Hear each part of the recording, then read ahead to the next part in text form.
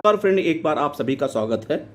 Friends, अभी कुछ दिनों के पहले की बात है कि एक हमारे रिटायर्ड साथी जिनको स्टैग्नेशन इंक्रीमेंट का एरियर मिला था और ही वॉज वेरी हैप्पी कि मुझे लगभग 1 लाख के करीब स्टैग्नेशन इंक्रीमेंट मिला है का एरियर मिला हुआ है।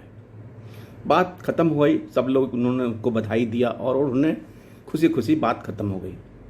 कुछ दिनों पहले, अभी यानी कि 3-4 दिन पहले, उनका एक बार फ़ोन आया और उन्होंने बताने लगे कि यार हमारे स्टैग्नेशन इंक्रीमेंट का जो एरियर मिला था उससे बैंक रिकवरी के लिए नोटिस दिया है और लगभग 60% अमाउंट रिकवर करना चाह रहे हैं।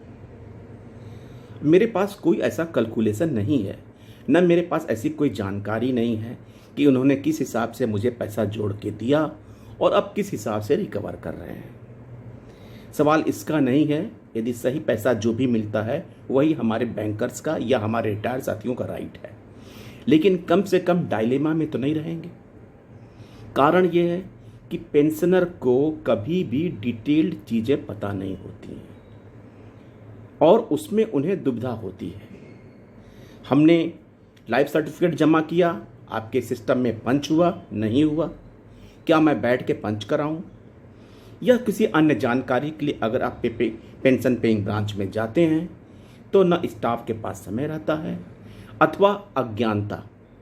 हमारे बहुत से ऐसे पेंशन पेइंग ब्रांच के स्टाफ होते हैं, अगर उनसे आप कहिए कि हमारे पीपीओ ज़रा फाइल में देख के बता दीजिए क्या डिटेल्स है, तो he will show their ignorance.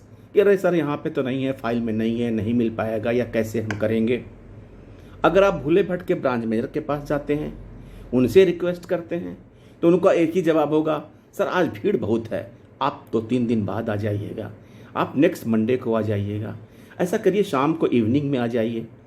कुल मिला के आप कह सकते हैं कि आप उस जानकारी को हासिल करने में आपको नाको चना चबाना पड़ता है। ऐसे में हमारे एक मित्र जो स्टेट बैंक ऑफ इंडिया के थे, उन्होंने बताया, नहीं भाई हमारे यहाँ तो पेंशन स्लिप मिलती है और उस पेंशन स्लिप में सारे डिटेल मौजूद होते हैं ताकि पेंशनर को ये पता चल सके कि महीने में हमें जो पेंशन मिल रहा है उसका बेसिक पे, डीए और उसके हिसाब से हमें क्या क्या चीज़ें मिल रही हैं और डिडक्शंस हमारे कितने हैं, हमारे टैक्स का जो डिटेल है उसके हिसाब से प्रोजेक्टेड टैक्स कितना होगा, ये सारी बातें इसमें लिखी होती हैं।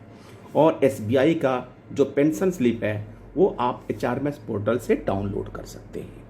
यानी हमारे ऐसे 12 नेशनलाइज बैंक में ऐसे भी बैंक हैं जिन्होंने ये व्यवस्था बना रखी है कि पेंशनर्स को उनके पोर्टल के जरिए, एसएमएस के जरिए अथवा पेंशन पे स्लिप के जरिए, पेंशन स्लिप के जरिए पता चल सके कि उन्हें क्या क्या चीज़ें मिल रही हैं, क्या डिडक्शंस हो रहे हैं, अथवा और अगर कोई चीज़ें चेंजेज हो रहे हैं तो आपको पता चल जाएगा।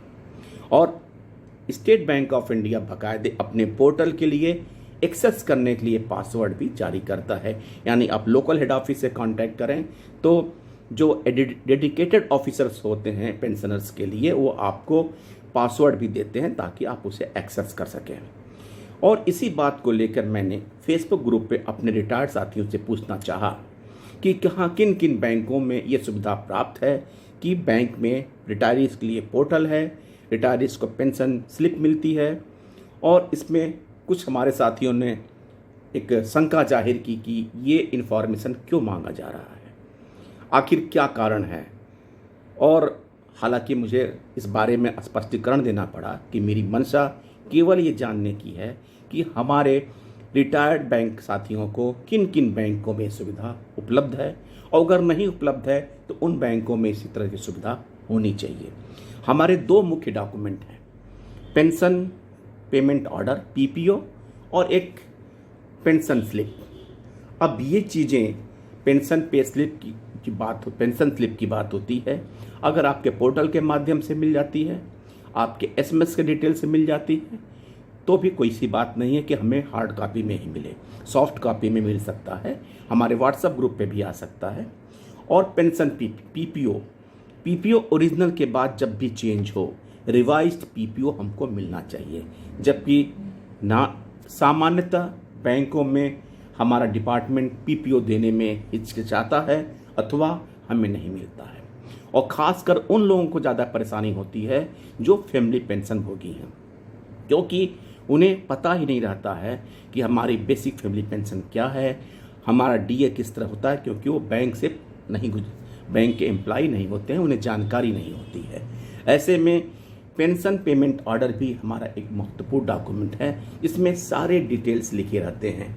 उसमें आपके पर्सनल प्रोफाइल से लेके आपका साथ में रिटायर्ड कब हुए, आइडेंटिफिकेशन मार्क क्या है, सर्विस डिटेल्स क्या है, बेसिक पेंशन क्या है, डेट ऑफ कम्यूटेशन क्या है, कम्यूटेशन का अमाउंट क्या है, कम्यूटेड वैल्यू क्या है, और पेंशन आप कब से प्राप्त कर रहे हैं, फैमिली पेंशनर के लिए आपके नॉमिनी क्या है, ये सारी डिटेल्स लिखी रहती हैं। यानी कि एक कहिए पेंशनर की वो प्रोफाइल होती है जिससे हम उसके बारे में बहुत कुछ जानते हैं।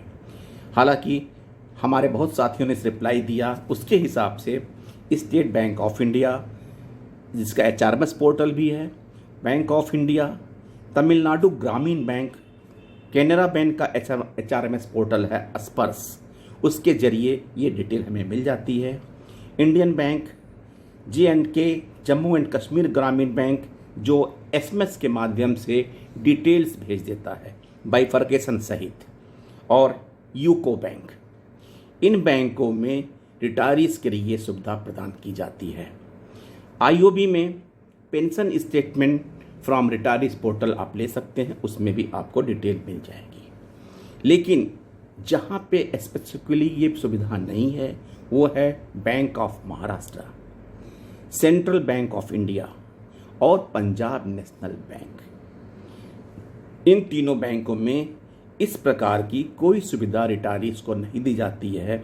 ना वहाँ पे कोई पोर्टल है, ना पेंशन स्लिप जारी किए जाते हैं, और आपके अकाउंट से यानी आपके पेंशन अकाउंट से डिडक्शंस किस तरह हो रहा है, आपको क्या मिल रहा है, आपको कुछ नहीं पता। आपको केवल ये जानकारी होती है कि आपके खाते में इतना अमाउंट क्रेडिट हो गया। यानी आप जानना चाहें तो ना आपको पेंशन पेइंग ब्रांच कुछ बता पाएगी, और आप सेंट्रल ऑफिस यानी रिटायरमेंट बेनिफिट डिपार्टमेंट को चिट्ठी लिखेंगे तो आपको महीनों लग जाएगा पता करने में, और आप शायद ही सफल हो पाएँ। इसलिए मेरा गुजारिश है अपने इन बैंकों से, central bank of India, bank of Maharashtra, Punjab national bank, कि ये बैंक्स अपने यहाँ रिटायरीज को बर्डन न समझ के एसेट समझ के, एसेट इस मामले में आप जानिए कि रिटायरीज का 70 to 80% डिपॉजिट अपने ही बैंकों में होता है, ये निश्चित है। इसलिए जितना पैसा ये आपके खाते में रखते हैं वो आपके लिए एसेट्स ही हैं।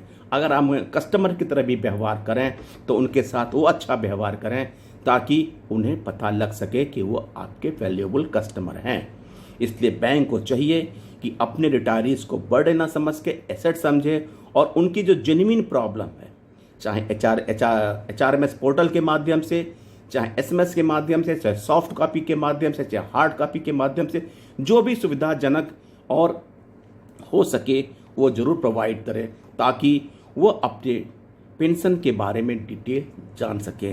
खासकर से लाइफ सर्टिफिकेट कहाँ सबमिट करना है, डिडक्शंस क्या हो रहे हैं, एरियर मिला कि नहीं मिला, मिल गया तो क्या कैलकुलेशन है, इन सारी बातों को जान के अपनी जिज्ञासा दूर कर सकें। थैंक यू फ्रेंड्स, नमस्कार, तब तक के लिए धन्यवाद।